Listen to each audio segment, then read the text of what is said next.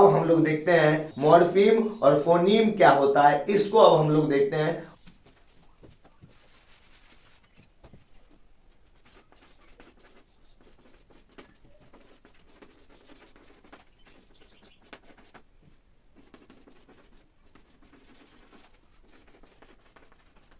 तो अब हम लोग देखते हैं फोनीम क्या होता है। तो फोनीम किसे कहते हैं, तो the smallest unit of sounds is called phoneme, यानी ध्वनि आवाज के सबसे छोटे इकाई को क्या कहते हैं, उसे कहते हैं फोनीम।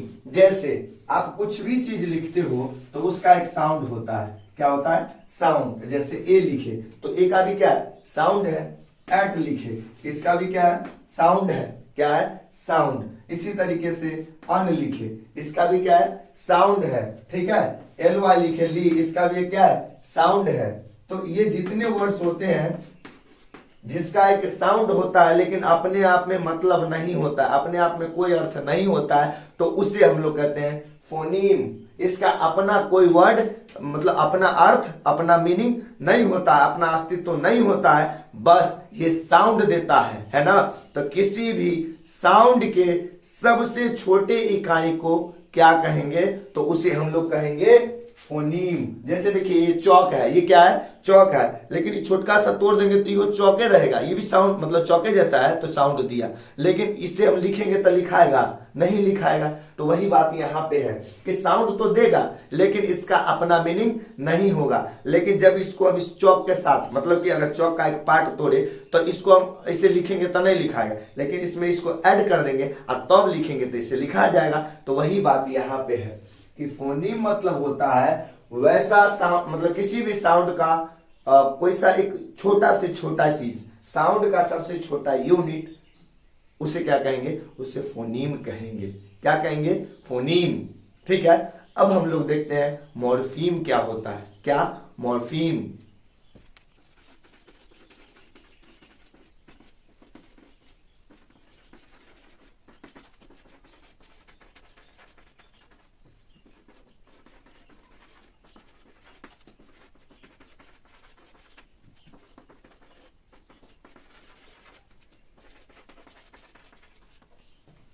देखिए अब मॉर्फीम किसे कहते हैं, तो हम लोगों ने लिखा कि the smallest combination, the smallest combination of sounds that give a meaning is called morpheme.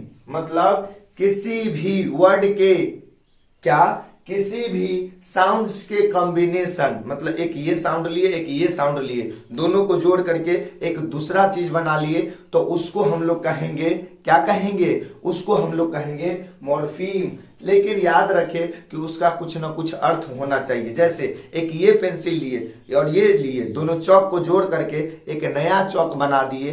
पहले इसका वर्ड, इसका मतलब नहीं था, इसका मतलब नहीं था, लेकिन जब जोड़ दिए तो इसका कुछ ना कुछ मतलब होने लगा, तो इसी को हम लोग मॉर्फीम बोलते हैं। क्या बोलते हैं, मॉर्फीम बोलते हैं, ठीक है। जैसे देखिए हम लोग एग्जाम्पल के तौर पे लिखे तो जैसे सी का अपना कोई मतलब नहीं होता है, लेकिन इसमें एटी जोड़ देते हैं तो ये बन जाता है सी ए टी, कैट। तो ये सबसे छोटा साउंड, मतलब दो साउंड का एक कॉम्बिनेशन है और इसका एक अर्थ होता है। हम लोग कहते हैं ना C A T cat, cat मतलब बिल्ली। इसी तरीके से B plus O Y, boy, तो ये जो दो वर्ड मतलब दो साउंड से मिलके बना, इसको बोलते हैं बॉय। तो ये क्या हो गया, ये एक मॉर्फीम है। क्या है, मॉर्फीम, यानी साउंड प्लस साउंड का कॉम्बिनेशन क्या कहलाता है, मॉर्फीम कहलाता है। लेकिन उसका कुछ ना कुछ अर्थ होना चाहिए।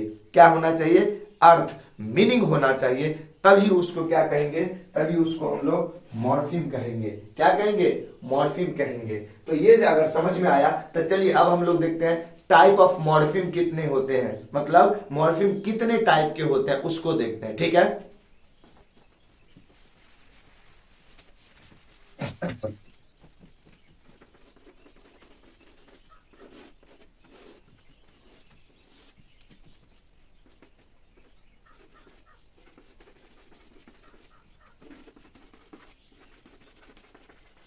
देखिए ये मॉर्फीम टू टाइप्स के होते हैं। पहला होते हैं फ्री मॉर्फीम। क्या, फ्री मॉर्फीम। फ्री मतलब क्या होता है, स्वतंत्र, मतलब जो फ्री है, आजाद है। और एक होता है बाउंड मॉर्फिम। फ्री मॉर्फिम किसको कहते हैं? फ्री मॉर्फिम उसको बोलते हैं जो स्वतंत्र है, जैसे सीएटी कैट, ये मॉर्फिम है लेकिन ये फ्री है, मतलब इसका कुछ ना कुछ मतलब होता है। तब फ्री मॉर्फिम का एक अपना मतलब होता है लेकिन बाउंड मॉर्फिम का अपना मतलब नहीं होता है। बाउंड मॉर्फिम का अपना मतलब नहीं होता है लेकिन फ्री मॉर्फिम का अपना मतलब होता है। जैसे देखिए, जैसे कैट, बैट, रैट, क्या, रैट, फैट, इस सब का एक अपना मतलब है ना। इसी तरीके से बॉय, इसी तरीके से गर्ल, है ना, इस सब का अपना मतलब है ना। लेकिन अगर आप लिखते हो अन, जैसे किसी भी वर्ड में हम लोग लगाते हैं ना अन, तो इसका कुछ मतलब नहीं है। इसी तरीके से डिससेटिस्फाइड, डिसऑनेस्ट लगाते हैं ना, तो इसका अपना मतलब नहीं है। ठीक है। इसी तरीके से किसी किसी में इन लगा देते हैं, जैसे एक्टिव से पहले इन लगा देते हैं तो इनएक्टिव, तो इसका अपना मतलब नहीं होता है। चाहे लास्ट में लगा देते हैं फुल, तो इसका मतलब अपना नहीं होता है। ठीक है। जैसे लास्ट में टी वाई लगा देते हैं, NESS लगाते हैं, है ना, तो इस सब का मतलब नहीं होता है। तो जिसका अपना मतलब नहीं होता है बल्कि साउंड तो देता है, कॉम्बिनेशन भी है। देखिए, दो वर्ड से मिलके बना है, सॉरी दो लेटर से मिलके बना है, तो दोनों का अपना अपना साउंड है। नो, छोटा थोड़ा थोड़ा, तो दोनों का अन, तो दो साउंड से मिलके एक कॉम्बिनेशन बना, लेकिन इसका अपना मतलब नहीं है, अपना अर्थ नहीं है, तो उसे क्या कहते हैं? उसे बाउंड मॉर्फिम कहते हैं। जैसे देखो, कोई लड़का हाँ केकरो पीछे पीछे बउआता है, ओकर अपना कोई मतलब कि लाइफ का कोई ठिकाना नहीं है, वो दूसर के पीछे लागल रहता है, तो उसको क्या कहेंगे?